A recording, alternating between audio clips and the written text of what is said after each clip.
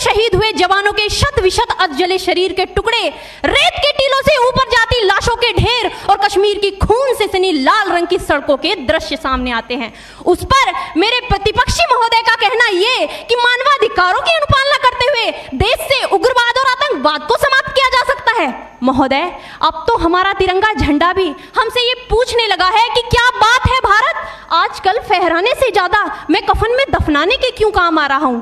महोदय, हृदय तो उस दिन फट गया जब बूढ़ी मां अपने बेटे के चिथड़ों को देखकर बोली कि साहब, आप तो भर्ती में 1 इंच भी कम नहीं लेते, मैं आधा शरीर कैसे ले लूं।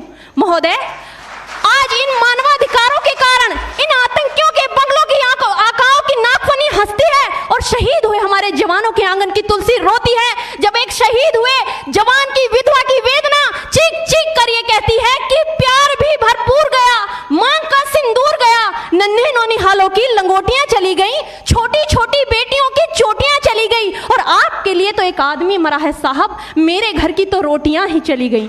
महोदय, किसी भी युद्ध को जीतने के लिए पहल करना सबसे ज्यादा आवश्यक है, क्योंकि इतिहास गवाह है कि पहल करके बड़े बड़े युद्धों के परिणाम बदल दिए गए हैं। परंतु आज मानवाधिकारों के कारण हमारे देश के जवान इस कदर बंधे हुए हैं कि अपनी ड्यूटी पर खड़े होकर भी वो आज पहल करने से डरते हैं, क्योंकि महोदय भविष्य में उन्हें कटघरे में खड़े होने का डर सता रहा होता है।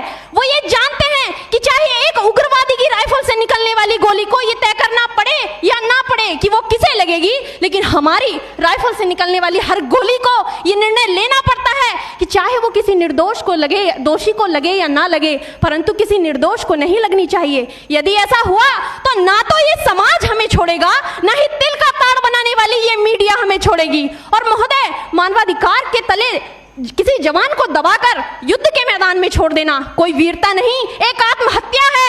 क्योंकि महोदय, फूल को श्रृंगार दो ये मुमकिन नहीं और एक वीर को झनकार दो ये मुमकिन नहीं। जो हाथ बांध दे सेना के, ऐसे मानवाधिकार का पालन संभव नहीं।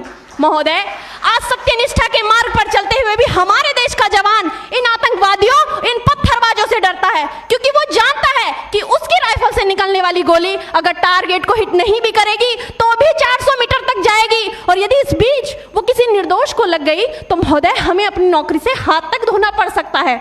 और महोदय, अपनी नौकरी को बचाने की खातिर एक जवान आज ये सोचता है कि चाहे सांप मरे या ना मरे, परंतु लाठी नहीं टूटनी चाहिए, क्योंकि आज हमारे देश के हालात कुछ ऐसे हो गए हैं कि चिरागों को हवाओं में उछाला जा रहा है, हवाओं पर भी रोब डाला जा रहा है। अरे हम ही तो बुनियाद है आंतरिक सुरक्षा की, और आज हमें ही नौकरी से निकाला जा रहा है। महोदय, जब पुलवामा में 44 जवान शहीद हुए, छत्तीसगढ़ में 76 जवान शहीद हुए, तो कोई भी मानवाधिकार की दुहाई देने वाला हमारे पक्ष में आकर खड़ा नहीं हुआ।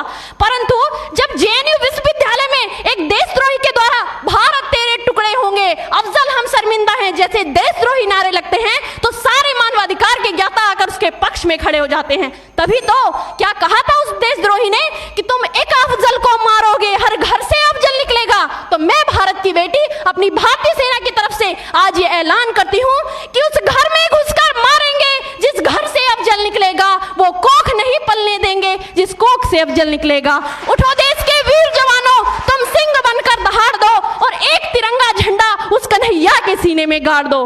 महोदय, अंत में अपनी वाणी को विराम की ओर ले जाते हुए मैं सिर्फ इतना ही कहना चाहूंगी कि मुझे अफसोस है अपने देश की न्यायिक प्रक्रिया पर, जहां आज भी रात के 12 बजे अजमल कसाब जैसे आतंकी के लिए सर्वोच्च न्यायालय के दरवाजे खोल दिए जाते हैं। ऐसे देश से मानवाधिकारों की अनुपालना करते हुए आतंकवाद और उग्रवाद से कभी नहीं निपटा जा सकता। मानवाधिकार के नाम की दुहाइयां देने वालों, सीमा पर लड़ा नहीं जाता, चरखों से शोलों के आगे रामायण पढ़ी नहीं जाती, सीमा पर गोलों के आगे। धरती के घोर कुहासे को एक सूरज ही हर सकता है, क्योंकि एटम बम से रक्षा केवल एटम बम ही कर सकता है। जय हिंद, जय भारत।